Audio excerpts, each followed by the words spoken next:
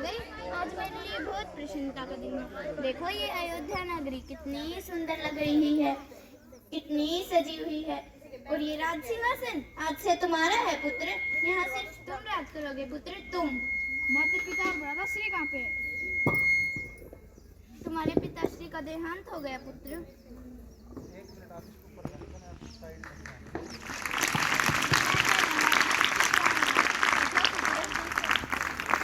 मैंने तो तुम्हारे पिता से 2 वचन मांगे थे पुत्र, तुम्हारे लिए अयोध्या नगरी का राज सिंहासन और पुत्र राम के लिए 14 वर्ष का वनवास पुत्र। क्या किया तूने?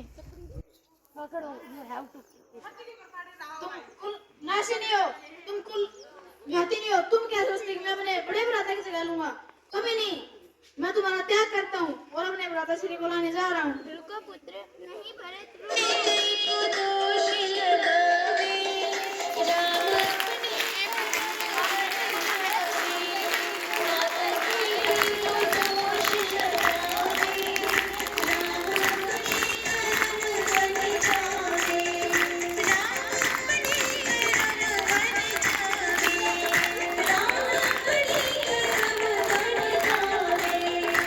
राम को ढूंढने के लिए वो वन में गए हैं अपनी माता और अयोध्या नगरी को लेकर।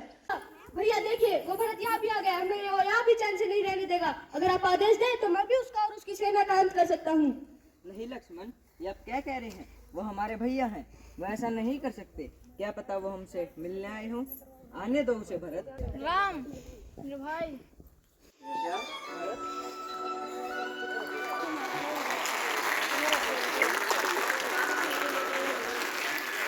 इधर भरत।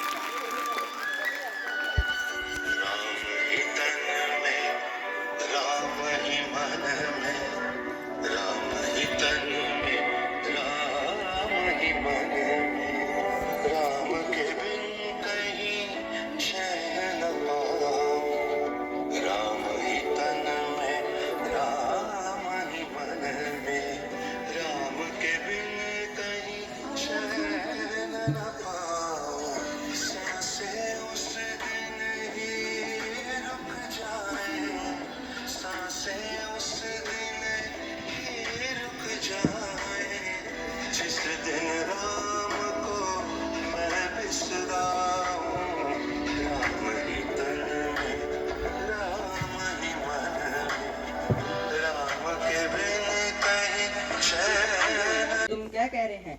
मैं पिताजी के वचनों का पालन करूंगा और 14 वर्ष वन में ही बिताऊंगा भरत। तुम जाओ और जाके अयोध्या नगरी को संभालो।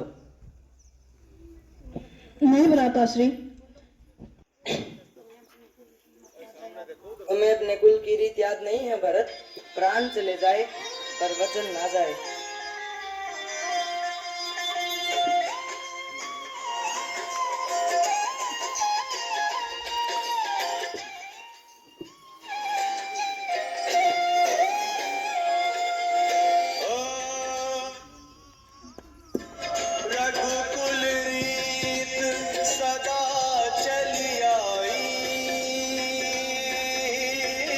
तुम क्या कह रहे हैं?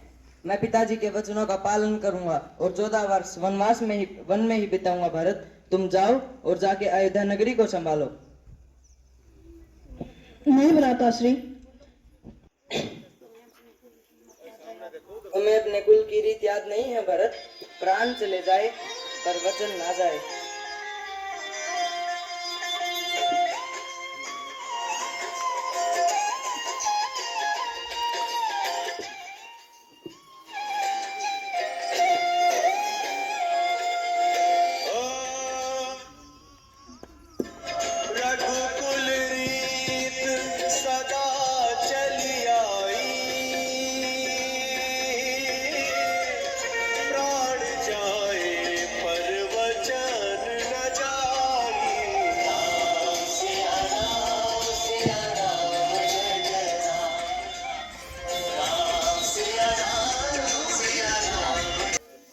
नहीं भ्राताश्री, अगर आप नहीं जाओगे ठीक है, आप भी पिताजी के वचनों का पालन करो और मैं भी राज सिंहासन पर नहीं बैठूंगा।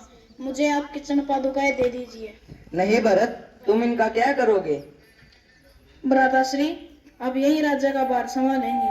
ठीक है भरत।